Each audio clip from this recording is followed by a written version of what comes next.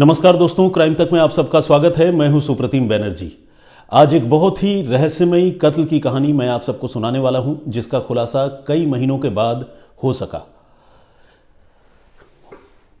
घटना बेंगलुरु की है। बेंगलुरु में गांधीनगर के साथ एक और लोकेलिटी है जिसे कंगेरी सैटेलाइट टाउन के नाम से जाना जाता है, और ये घटना उसी कंगेरी सैटेलाइट टाउन की है। असल में यहां एक शख्स ने अपना मकान एक परिवार को किराए पर दे रखा था। मकान के ग्राउंड फ्लोर पर किराएदार रहते थे, और जिस परिवार को यह मकान उन्होंने किराए पर दिया था, उस परिवार में 3 लोग थे। एक तो थी 69 साल की बुजुर्ग महिला शांता कुमारी, दूसरी 42 साल की उनकी बेटी शशिकला, और तीसरा शशिकला का 21 साल का बेटा संजय। और जो मकान मालिक हैं उनका नाम है नवीन। तो नवीन ने ये मकान शशिकला और उसके परिवार को किराए पर दे रखी थी। बात है फरवरी 2017 की। हुआ ये कि फरवरी 2017 से शशिकला, उसकी मां शांता कुमारी और जो बेटा है संजय, ये लोग अपने मकान से गायब थे। मकान में ताला लगाकर वो कहीं चले गए थे। जो मकान मालिक है उसने भी पहले कोई इंक्वायरी नहीं की, कोई जानने की कोशिश नहीं की वो कहाँ गए, क्योंकि ऑब्वियसली किराएदार ज़रूर हैं लेकिन पर्सनल लाइफ में कोई भी इंटरफेयर नहीं करता है। तो नवीन ने भी इसके बारे में कोई पूछताछ करने की कभी कोशिश नहीं की। लेकिन बात 2017 की है, लेकिन फरवरी से लेकर मई महीने तक का वक्त निकल गया, और अप्रैल का जो महीना था वो रेंट एग्रीमेंट का जो एक टाइम फ्रेम होता है वो पूरा हो रहा था। लेकिन अप्रैल का महीना क्रॉस करके जब मई का महीना आ गया, और उधर से न तो शशिकला से कोई बात हुई, न संजय का कुछ पता चल रहा था, न उनकी बुजुर्ग माताजी शांता कुमारी का कुछ पता चल रहा था, तो नवीन को लगा कि एक बार उसे चलकर अपने किराएदार के मकान को देखना चाहिए कि क्या मामला है, ये पूरा परिवार कहाँ चला गया, कोई जवाब नहीं, कोई फ़ोन नहीं, सब कुछ अनट्रेसेबल। उसको थोड़ा शक होने लगा कि 4 महीने गुजर गए।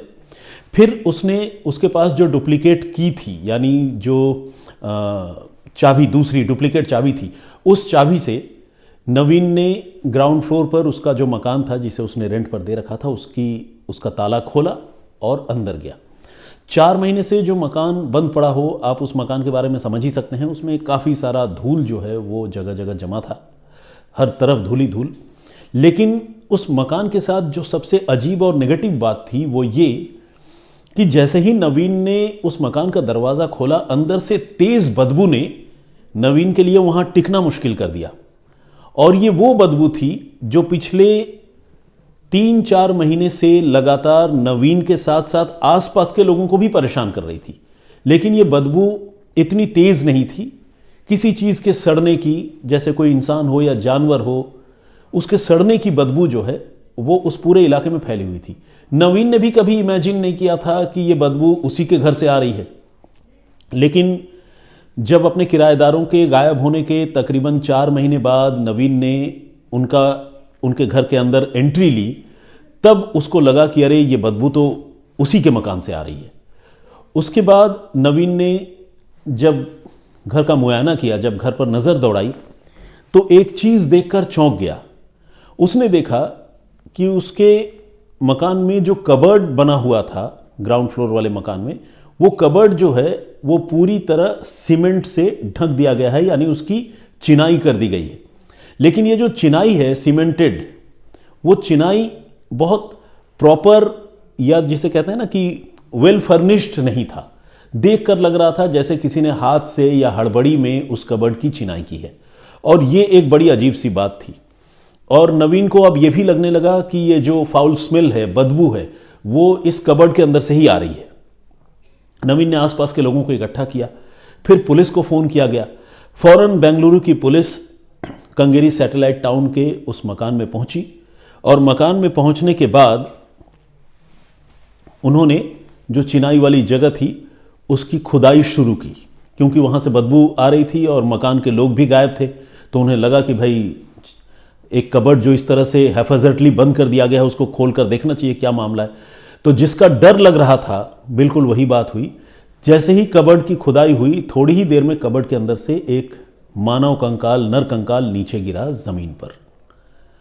लोग ठिठक गए, पीछे हट गए, क्योंकि ह्यूमन स्केलेटन जो है वो ऑब्वियसली घर के अंदर और इस तरह से दीवार में चिनवाया हुआ देखना भी बड़ा अजीब सा लगता है। तो लोगों ने देखा, पुलिस वालों ने भी देखा, वो ठिठक कर पीछे हट गए।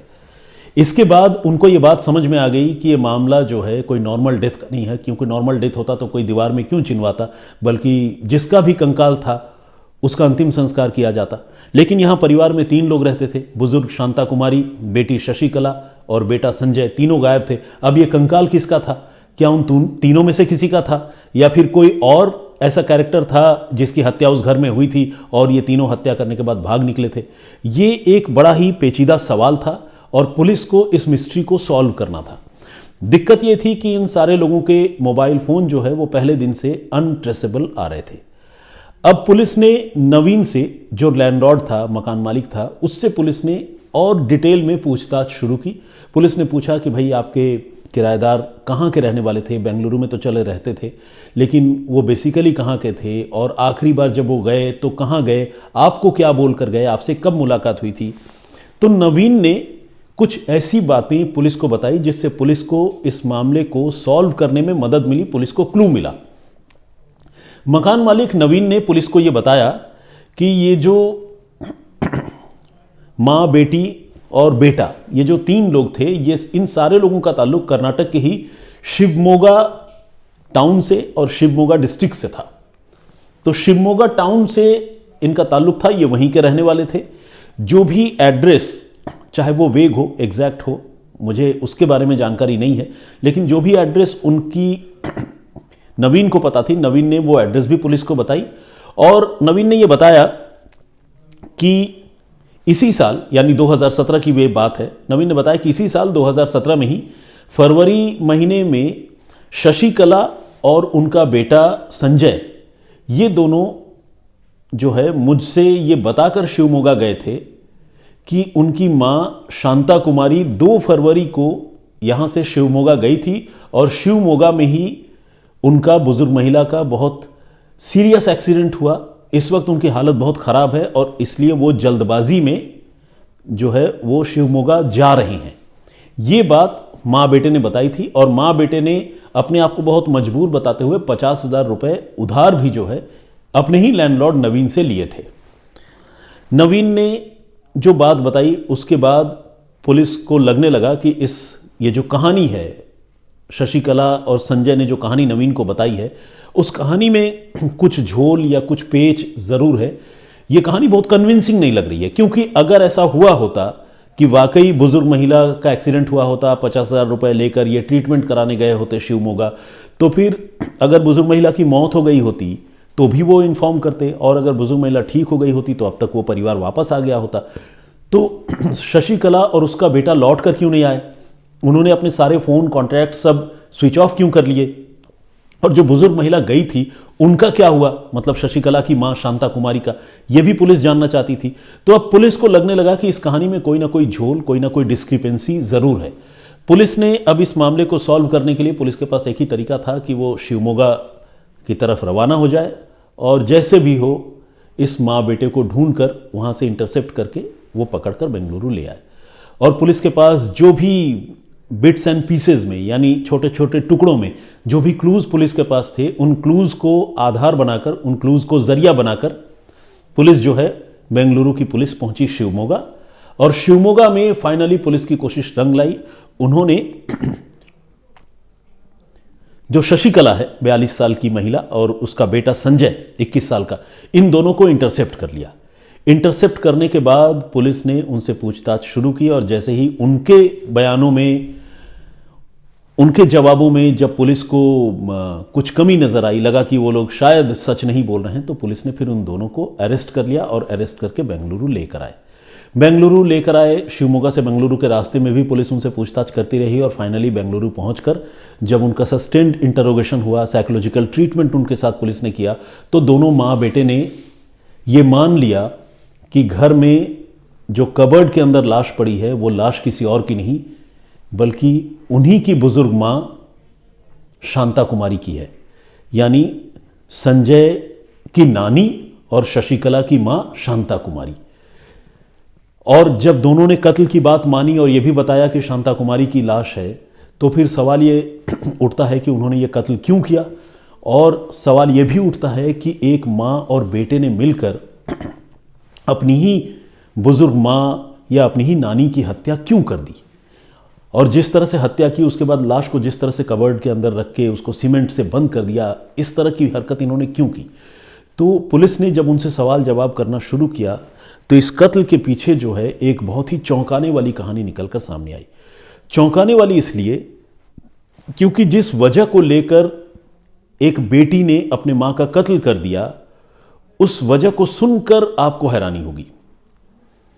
यह हत्या जो है, इसका खुलासा बेशक मई के महीने में हुआ 2017 में, फरवरी के महीने में यह परिवार गायब हो गया था, लेकिन हत्या जो है पिछले साल हुई थी अगस्त के महीने में, यानी 2016, अगस्त 2016।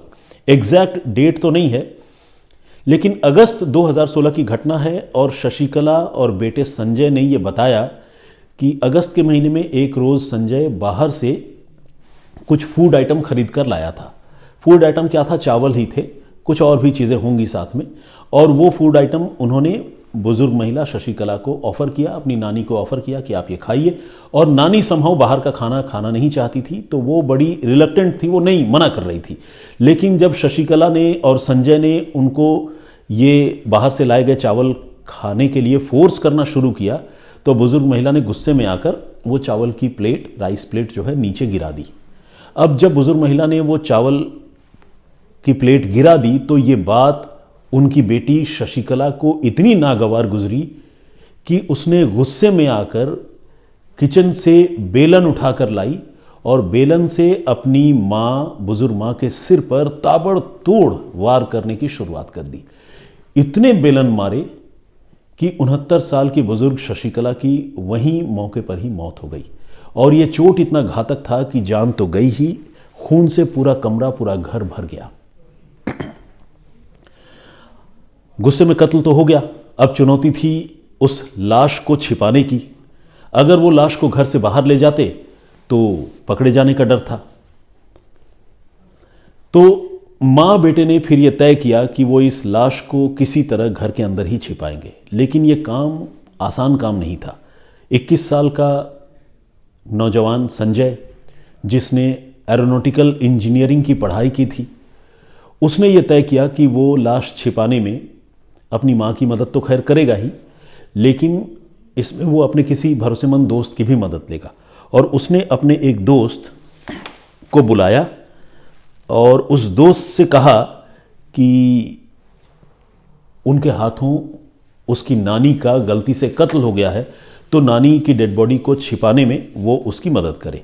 इस दोस्त का नाम है नंदीश। नंदीश इस गलत काम में, गैरकानूनी काम में अपने दोस्त का साथ देने के लिए तैयार हो गया।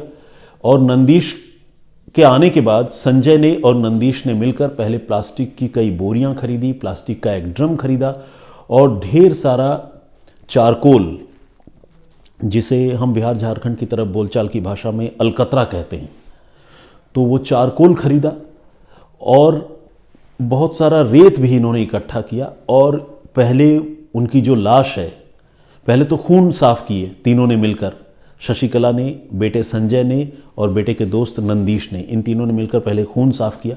खून साफ करने के बाद जो बुजुर्ग महिला की लाश थी उसे प्लास्टिक के पैकेट्स में पैक किया। पैक करने के बाद उसे ड्रम में पैक किया और उसको सील बंद करने के लिए ऊपर से चारकोल और रेत लगाकर उसको पूरी तरह से पैक कर दिया। उनका इरादा ये था कि लाश जो है वो इसी के अंदर स्टफ होकर रह जाए और बदबू बिल्कुल बाहर ना आ पाए। तो बदबू ना आ पाए इसका तरीका उन्होंने ये ढूंढा कि अगर हम चारकोल लगा देंगे तो एयर पास नहीं हो पाएगा और जब हवा न तो अंदर जाएगी ना हवा बाहर आएगी तो फिर बदबू कहाँ से आएगी, ये उनके मन में ख्याल था। और उन्होंने चारकोल से उस ड्रम को, प्लास्टिक के ड्रम को सील करने के बाद उसे कबर्ड के अंदर ठूंसा और ठूंसने के बाद उस कबर्ड को खुद ही अपने हाथों से, जैसे भी हो सकता था, क्योंकि वो कोई राजमिस्त्री यानी मेसन तो थे नहीं, तो जैसे भी हो सकता था सीमेंट से उन्होंने उस कबर्ड की छिनाई कर दी। और फिर इस तरह से तीनों ने मिलकर, जब हत्या हुई थी अगस्त 2016 में, उसी समय में हत्या के बाद इस बुजुर्ग महिला की लाश को घर के अंदर कबर्ड में रखकर उसकी चिनाई कर दी। चिनाई करने के बाद वो इस उम्मीद में थे कि इसकी बदबू बाहर आएगी नहीं, वो फिर आगे जब लाश जो है वो पूरी तरह से स्केलेटन में तब्दील हो जाएगी तो इसको वहाँ से निकाल कर फिर हम उसको बांट कर टुकड़ों में डिस्पोज ऑफ कर देंगे और किसी को पता भी नहीं चलेगा कि बुजुर्ग शांता कुमारी कहाँ गई। ये दोनों माँ बेटे की प्लानिंग थी, जिसमें बेटे के दोस्त ने भी साथ दिया था। बेटे के दोस्त ने अलबत्ता कत्ल के बाद साथ दिया, पहले नहीं था वो। तो खैर, लेकिन हुआ ये कि लाश उन्होंने चिन तो दिया दीवार में, उसको सील बंद तो कर दिया, लेकिन एक ह्यूमन डेड बॉडी जो है घर के अंदर, बेशक उसकी चिनाई हो गई हो, उससे जो है धीरे धीरे बदबू आने की शुरुआत हुई। और अगस्त के महीने में कत्ल हुआ था। अगस्त, सितंबर, अक्टूबर, जैसे जैसे वक्त गुजरता रहा उसकी बदबू जो है वो तेज होती रही। और इसके बाद जब फरवरी का महीना आया 2017, तो इस माँ बेटे ने जो है, इन्होंने तय किया कि चूंकि अब बदबू काफ़ी तेज़ हो गई है और उनके लिए यहाँ टिकना भी मुश्किल हो रहा है, उनके पकड़े जाने का डर है, तो उनको लगा कि अब यहाँ से जाना चाहिए। और जाने के लिए उन्होंने जो तरीका चुना वो चुना उसी शांता कुमारी की फेक एक्सीडेंट की कहानी सुनाने का। उन्होंने अपने मकान मालिक नवीन को वो फेक एक्सीडेंट वाली कहानी सुनाई, 50,000 रुपये उसे उधार में लिए और लेने के बाद माँ बेटा वहाँ से फरार हो गए। फिर फरवरी 2017 से मई 2017 तक तकरीबन 4 महीने वो मकान बिल्कुल बंद रहा और इन 4 महीनों में वो बदबू जो है उस कबर्ड के अंदर से निकलकर आसपास के इलाके में फैलती रही। लेकिन लोगों को दूर दूर तक ये अंदाज़ा नहीं था कि ये बदबू किस चीज़ की है और लोग जो है परेशान होते रहे। लेकिन फाइनली जब मकान मालिक नवीन को लगा कि अब बहुत दिन हो गए, इनका रेंट एग्रीमेंट का टाइम भी पूरा हो गया और ये मिल नहीं रहे हैं, फ़ोन स्विच ऑफ है, तो फिर उसने मकान को जब खुलवाया तो फिर मकान खुलवाने के बाद ये कहानी सामने आई। तो कुल मिलाकर एक मामूली सी बात, जिस बात पर कत्ल तो बहुत दूर की बात है, किसी इंसान को अपने बुजुर्ग माँ या बाप पर हाथ उठाने या भला बुरा कहने के बारे में सोचना भी नहीं चाहिए, उतनी छोटी सी बात पर एक महिला ने न सिर्फ अपनी माँ का कत्ल कर दिया बल्कि कत्ल करने के बाद उसकी लाश दीवार में सील कर दी, चिनवा दी और इसमें अपने बेटे को और अपने बेटे के दोस्त को भी रोपिन कर लिया, शामिल कर लिया और इस तरह से एक जघन्य हत्याकांड को 3 लोगों ने मिलकर अंजाम दिया और फिर आखिरकार सबका भेद खुल गया और वो पकड़े गए। तो ये कहानी बेंगलुरु की थी जो मैंने आप सबको सुनाई। इस कहानी को सुनकर आपके मन में जो भी ख्याल आया या जो भी आपका पॉइंट ऑफ व्यू है इस पूरे घटनाक्रम पर, आप वो हमसे ज़रूर शेयर कीजिए, अपनी राय हमारे सामने ज़रूर रखिए। मैं कोशिश करूँगा कि उन राय पर भी आगे चर्चा करूँ और आप में से जो दर्शक हैं उनका मैं जिक्र भी करूं और उनका शुक्रिया भी अदा करूं। शुक्रिया तो खैर हमेशा अदा करता हूं, लेकिन कुछ लोगों के नाम खास तौर पर मेंशन करूं। बहरहाल, कल जो मैंने आप लोगों को कहानी सुनाई थी वो कहानी थी बेसिकली मुंबई की, जिसमें सिडबी के एक ऑफिसर का कत्ल उन्हीं की बीवी और बेटे ने कर दिया था, क्योंकि रुपए पैसों को लेकर उस ऑफिसर का अपनी बीवी और बेटे के साथ लगातार झगड़ा होता रहता था और ये सिलसिला सालों से चल रहा था। तो उस कहानी का एक शॉकिंग एलिमेंट ये था कि जिस दिन शाम को झगड़ा हुआ उसके बाद रात को माँ बेटे सो गए थे और उनकी प्लानिंग थी कि अर्ली मॉर्निंग सुबह 4 बजे उठकर कत्ल करेंगे और कत्ल करने के लिए, उठने के लिए, नींद से उठने के लिए उन्होंने बाकायदा अलार्म घड़ी जो उनके घर में थी उसमें उन्होंने अलार्म सेट किया था कि अलार्म बजे, सुबह 4 बजे उठूं और फिर कत्ल करूं। तो ये एक वियर्ड बात थी जो मुझे लगा कि ये स्टोरी आप लोगों को बतानी चाहिए। तो कल मैंने वो कहानी आपको सुनाई थी। आप में से बहुत सारे लोगों ने उस स्टोरी को बहुत पसंद किया है, थैंक यू वेरी मच। अब कुछ दर्शकों को मैं नाम लूँगा। प्रेम सिद्ध राम जी, इन्होंने लिखा है, एक कमेंट आया है, आपका साउंड क्लियर नहीं आ रहा है ताहिर सर से बेस्ट कारण क्या है यूट्यूब। ओके, सरोमनी टेक स्टूडियो के नाम से एक आईडी है, इन्होंने लिखा है कि साउंड जो है वो क्लियर नहीं है। तो खैर हम कोशिश करेंगे कि आगे के वीडियोस में क्लियर हो। साफ सुथरी जगह ते बैठिया करो, किन्नी पैड़ी भैणी जगह आ। पंजाबी में नवजोत कुमार जी ने लिखा है। देखिए, जगह ये बहुत साफ सुथरी है। अगर आपने मेरे सराउंडिंग के बारे में लिखा है तो मैं आपको बताऊं, लेकिन चूंकि ये क्राइम तक का स्टूडियो है, थीम क्राइम का है, तो ऑब्वियसली पीछे का बैकड्रॉप थोड़ा कुछ ऐसा ही होता है जिसमें एक क्राइम का जो थीम है वो रिफ्लेक्ट हो। अदरवाइज बहुत ही फ्लैशी और बिल्कुल एकदम पॉश ड्राइंग रूम टाइप की जगह हो तो शायद लोगों को स्टोरी से रिलेट करने में भी दिक्कत हो। तो बस इतनी सी वजह है नवजोत जी, प्लीज़ बी विथ अस। पैसा बेटे को ही देना था, नसरीन बानो कमेंट कर रही हैं, उन्होंने लिखा है पैसा बेटे को ही देना था। ऑब्वियसली बेटे को और महिला को कत्ल नहीं करना चाहिए था, वो बहुत ही गलत हरकत हुई। गेमर बॉय के नाम से एक आईडी है, इन्होंने कहा है कि वो स्टोरीज़ जो है एवरीडे रोज़ सुनते हैं और उनको अच्छी लगती है। I like the way you tell this story, thank you very much. जय भारत के नाम से एक आईडी है, इन्होंने भी कमेंट किया है। सुरेश परिहार जी एमपी के उज्जैन से हैं और इन्होंने कहा है कि सर उज्जैन की कोई कहानी हो तो सुनाइए। किंग हक के नाम से एक आईडी है, इन्होंने भी कमेंट किया है। मेरा नाम पूजा यादव है, एक दूसरी हमारी दर्शक हैं, वो लिख रही हैं कि कल मेरी बेटी का जन्मदिन है, ज़रूर से विश कीजिएगा, मैं आपकी कहानी दिल से सुनती हूँ। थैंक यू वेरी मच पूजा जी, बहुत बहुत शुभकामनाएं आपकी छोटी सी गुड़िया को, उसको हैप्पी बर्थडे मेरी ओर से और पूरे क्राइम तक की ओर से। प्लीज़ मेरा नाम ज़रूर लो सर। एक हमारे मित्र ने लिखा है लेकिन उनका नाम डिस्प्ले नहीं हो रहा है, आईडी में RH337 लिखा हुआ है। संस्कार चौरसिया, इन्होंने लिखा है कि हम आपका शो कभी स्किप नहीं करते।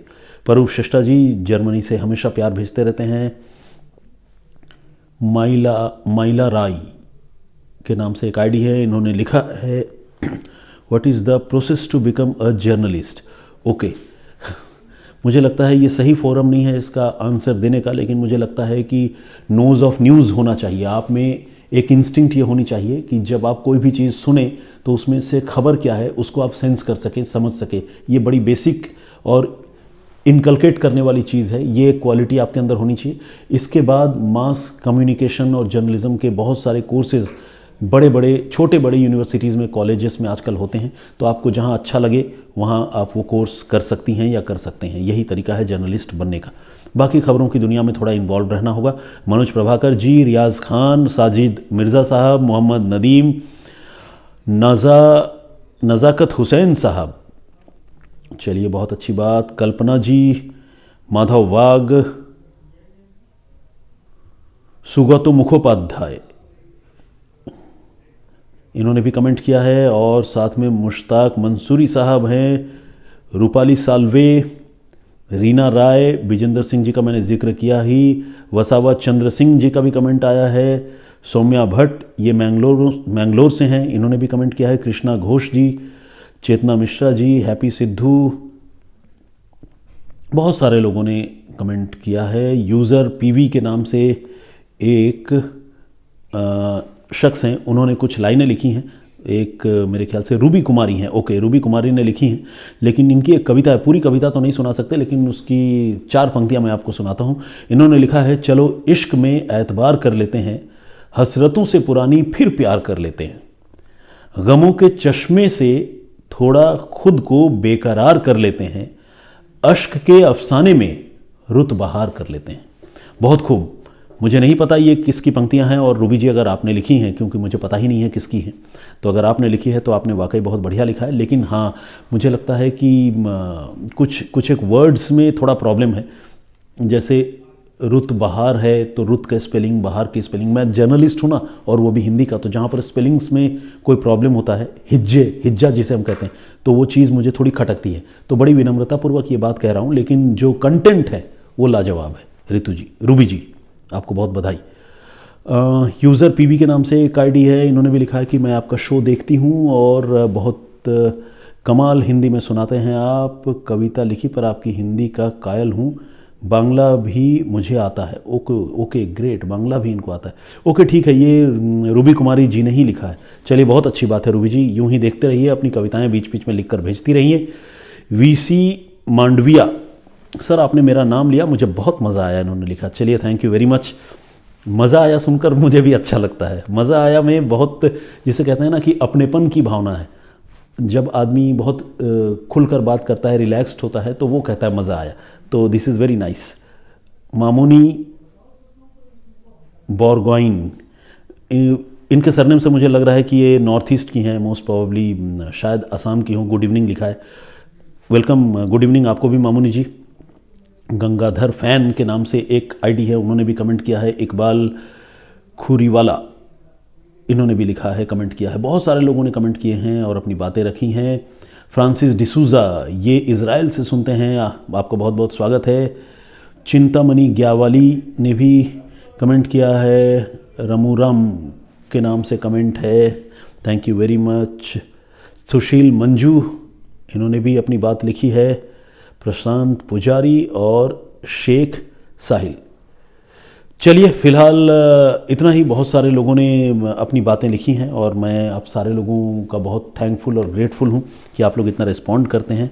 इन्होंने एमी शेरगिल बसरा के नाम से भी एक आईडी है, उन्होंने भी लिखा है, sir I just love the way you narrate stories, God bless you always. Thank you very much Amy, मैं भी बहुत शुक्रगुजार हूँ आप सारे लोगों का। यूं ही कमेंट करते रहिए। और आज जो कहानी मैंने आप सबको सुनाई, बेंगलुरु की कहानी, उस कहानी पर आप लोगों की राय क्या है प्लीज़ मुझे ज़रूर बताइएगा।